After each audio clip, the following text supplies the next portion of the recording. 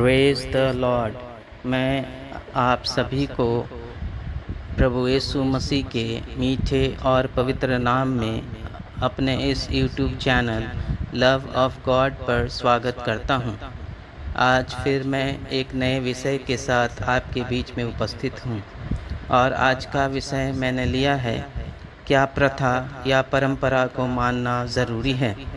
जब भी मैं इस बातों पर विचार करता हूँ तो मेरे मन में कई प्रश्न उठते हैं, जैसे कि क्या स्नान करने के बाद ही पूजा करना ज़रूरी है? क्या बिना प्रथा पालन किए परमेश्वर की भक्ति नहीं की जा सकती? इत्यादि। हमारे देश में बहुत सी मान्यताएं हैं जो मुझे बिल्कुल तर्कहीन प्रतीत होता है, जैसे कि जब तक स्नान न करें और पूजा न करें खाना नहीं चाहिए। आज भारत की बहुत सी महिलाएं इस प्रथा का शिकार हैं, जिसके कारण उन्हें नाना प्रकार की बीमारियां हो जाती हैं। आज मैं इस पर चर्चा करूंगा कि क्या प्रथा या परंपरा ज़रूरी है। मैंने इसके लिए बाइबल के मरकुस रचित सुसमाचार 7 अध्याय का 3 से 9 तक का पद को लिया है। आइए देखते हैं कि इन बातों पर प्रभु यीशु मसीह के क्या विचार हैं। तो देर न करते हुए वचन की ओर चलते हैं। बाइबल से पढ़ते हैं 7 अध्याय का 3 पद। क्योंकि फरीसी और सब यहूदी पूर्वजों की परंपरा पर चलते हैं और जब तक हाथ नहीं धो लेते तब तक नहीं खाते, और बाजार से आकर जब तक स्नान नहीं कर लेते तब तक नहीं खाते, और बहुत सी अन्य बातें हैं जो उनके पास मानने के लिए पहुंचाई गई है, जैसे कटोरे और लोटों और तांबे के बर्तनों को धोना या मांजना। तो 3 और 4 पद में हम पढ़ते हैं, क्योंकि फरीसी लोग जो इज़राइल में थे, वहाँ फरीसी और जो पुजारी थे, वहाँ के शास्त्री थे, यहूदी थे, वो लोग अपने रीति रिवाज और परंपरा से बंधे हुए थे।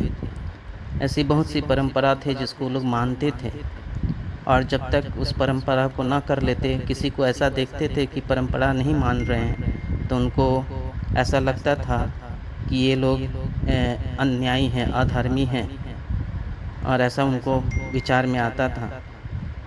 तो ये लोग जब यीशु मसीह के चेलों को देखते हैं कि ये लोग तो परंपरा बाप दादों पुरखों का प्रथा को नहीं मानते और कुछ अलग तरीक़ा से जी रहे हैं, तो उनको बहुत ही अचरज होता है, और वो लोग प्रभु यीशु मसीह के पास जाते हैं और उनसे प्रश्न करते हैं, पूछते हैं। 5वां पद में इसलिए लिखा है, इसलिए उन फरीसियों और शास्त्रियों ने उससे पूछा, उससे मतलब यीशु मसीह से पूछा, तेरे चेले क्यों पूर्वजों की परंपराओं पर नहीं चलते और बिना धोए हाथ से रोटी खाते हैं? तो जब वहाँ के फरीसी, यहूदी और शास्त्री यानी पंडित, पुरोहित, पुजारी लोग देखते हैं कि यीशु मसीह का चेला है, वो लोग ऐसे ऐसे काम कर रहे हैं जो उनके हिसाब से बिल्कुल अशुद्ध काम है, अपवित्र काम है, तो जैसे बिना नहाए खा लेना, बिना हाथ धोए खा लेना, बिना परमेश्वर की पूजा अर्चना किए खा लेना, और बहुत सारी बातें, तो उनको अजीब लगता है, और वो लोग यीशु मसीह के पास जाकर प्रश्न पूछते हैं कि तेरे चेले ऐसा क्या क्यों करते हैं? तो 6ठे पद में प्रभु यीशु मसीह उत्तर देते हैं, उसने उनसे कहा, यशायाह ने तुम कपटियों के विषय में बहुत ठीक भविष्यवाणी की। तो यीशु मसीह कहते हैं कि ठीक, यशायाह नबी पुराना नियम का एक भविष्यवक्ता है, उसने ठीक ही लिखा है। तुम कपटियों, यहाँ शास्त्री और फरीसियों को यीशु मसीह कपटी कह के दर्शा रहे हैं, कह रहे हैं कि उसने ठीक लिखा है। और क्या लिखा है? लिखा है कि ये लोग होठों से तो मेरा आदर करते हैं, पर उनका मन मुझसे दूर रहता है।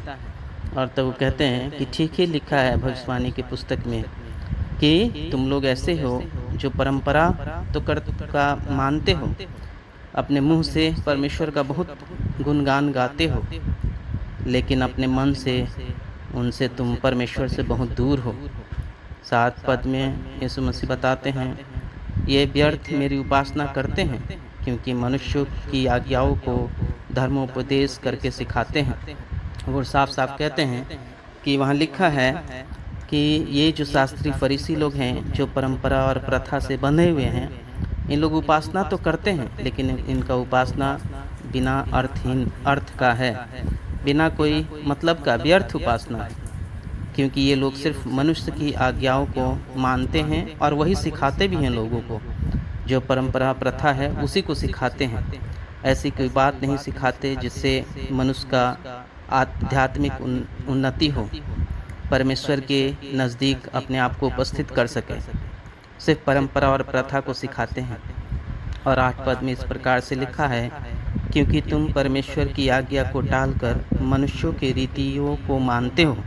यीशु मसीह कहते हैं कि तुम सब शास्त्री लोग, फरीसी लोग, पुजारी लोग, तुम लोग सब क्या करते हो? परमेश्वर का जो आज्ञा उसको टाल देते हो और मनुष्य के द्वारा बनाया हुआ जो रीति है, रिवाज है, जो प्रथा है, उसको मानते हो। और 9 में यीशु मसीह लिखते हैं, उसने उनसे कहा, तुम अपनी परंपराओं को मानने के लिए परमेश्वर की आज्ञा कैसी अच्छी तरह टाल देते हो। तुम लोग ऐसे लोग हो जो परमेश्वर की आज्ञा को टाल देते हो, सिर्फ परंपरा मानने के नाम पर, प्रथा को मानने के नाम पर। आज भी हम देखते हैं हमारे भारत में बहुत सारी ऐसी बातें हैं जो लोग सिर्फ परंपरागत करते हैं, प्रथा के नाम पर करते हैं, लेकिन हृदय से, आत्मा से परमेश्वर परमात्मा का पूजा अर्चना न के बराबर होता है। तो यीशु मसीह की शिक्षाएं बहुत ही सटीक है। इस बात में यीशु मसीह बहुत सटीक हैं, बहुत स्पष्ट हैं अपने उत्तर में कि परंपरा मानना उतना ज़रूरी नहीं है, प्रथा को मानना उतना ज़रूरी नहीं है। ज़रूरी ये है कि आप कैसे परमेश्वर की आज्ञा के अनुसार अपने जीवन को बिताएं। ज़रूरी ये है कि कैसे आप अपने आप को परमेश्वर के प्रिय जन बन जाएं। तो दोस्तों, यहीं पे समाप्त करता हूँ। मैं आशा करता हूँ कि आपको ये संदेश आपको अच्छा लगा हो। अगर आपको अच्छा लगा हो तो वीडियो को लाइक कीजिएगा, शेयर कीजिएगा और कमेंट कीजिएगा। आइए अब हम प्रार्थना करते हैं। अनुग्रहकारी, दयालु, सर्वशक्तिमान परमेश्वर पिता, हम आपको धन्यवाद देते हैं आज के सुंदर वचन के लिए जो आपने हमें दिया कि क्या हमें प्रथा और परंपरा, बाप दादों को, पुरखों को मानना ज़रूरी है, रीति रिवाजों को मानना ज़रूरी है, या ज़रूरी है परमेश्वर की आज्ञा को मानना।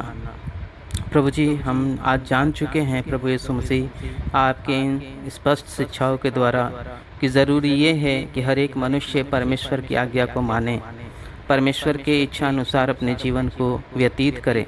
प्रभु जी, हम आपसे विनती और प्रार्थना करते हैं कि मुझे और जितने भी सुनने वाले लोग हैं उन सब के ऊपर अपनी पवित्र आत्मा का सामर्थ्य दीजिए, ताकि वो आपके वचन के अनुसार, आपकी आज्ञा के अनुसार अपने जीवन को बिताने पाएँ। प्रभु जी, हम प्रार्थना करते हैं हर एक श्रोतागण इसे सुनकर परमेश्वर उनके हृदय में, उनके जीवन में परिवर्तन हो और वो आपका एक अच्छा साधक, एक अच्छा भक्त बनने पाएँ। संसार को दिखाने के लिए नहीं, लेकिन आपको खुश करने के लिए, आपको प्रिय होने के लिए परमेश्वर अपने जीवन में परिवर्तन लाए। प्रभु जी, ये विनती प्रार्थना आपके चरणों में रखते हैं और मांगते हमारे उद्धारकर्ता प्रभु यीशु मसीह के नाम से, आमीन। दोस्तों, आप सबसे एक बार फिर से मैं रिक्वेस्ट करता हूं कि इस वीडियो को पूरा देखिएगा, अपने दोस्तों परिवारों में शेयर कीजिएगा और लाइक कीजिएगा, कमेंट कीजिएगा। अगर आपका कोई प्रार्थना निवेदन हो तो आप कमेंट में ज़रूर लिखकर भेजें, मैं निश्चित ही आपके लिए प्रार्थना करूंगा। आप सबको मैं बहुत बहुत धन्यवाद देता हूं कि आप लोग वीडियो देखते हैं और इसे पसंद करते हैं। Thanks for watching. God bless you all.